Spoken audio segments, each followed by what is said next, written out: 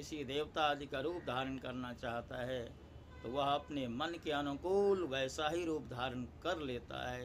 इसका कारण यह है कि उसने अपने चित्त को मेरे साथ जोड़ दिया है। जो योगी दूसरे शरीर में प्रवेश करना चाहे वह ऐसी भावना करके कि मैं उसी शरीर में हूँ, ऐसा करने से उसका प्राण वायु रूप धारण कर लेता है और वह एक फूल से दूसरे फूल पर जाने वाले भौरे के समान अपना शरीर छोड़कर दूसरे शरीर में प्रवेश कर लेता है। योगी को यदि शरीर का परित्याग करना हो तो एड़ी से गुदा द्वार को दबाकर प्राण वायु को क्रमशः हृदय, वक्षस्थल, कंठ और मस्तक में ले जाए, फिर ब्रह्मरंध्र के द्वारा उसे ब्रह्म में लीन करके शरीर का परित्याग कर दे। यदि उसे देवताओं के विहारस्थलों में क्रीड़ा करने की इच्छा हो तो मेरे शुद्ध सत्वमय स्वरूप की भावना करे। ऐसा करने से सत्य गुण की अंश स्वरूपा सुर सुंदरियाँ विमान पर चढ़कर उसके पास पहुंच जाती हैं।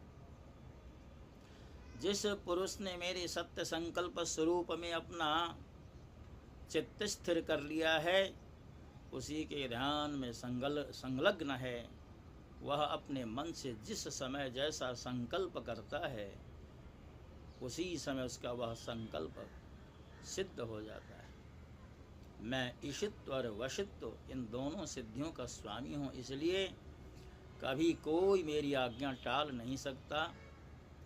जो मेरे उस रूप का चिंतन करके उसी भाव से युक्त हो जाता है, मेरे समान उसकी आज्ञा को कोई भी टाल नहीं सकता।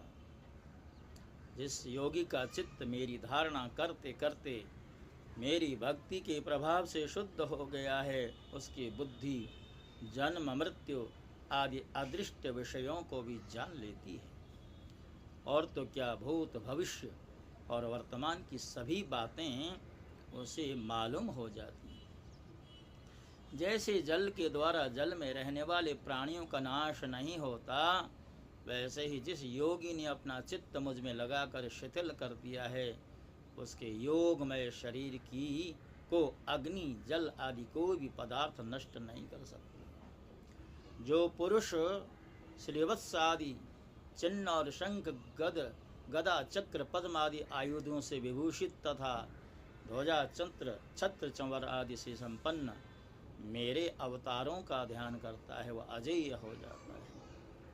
इस प्रकार जो विचारशील पुरुष मेरी उपासना करता है और योग धारणा के द्वारा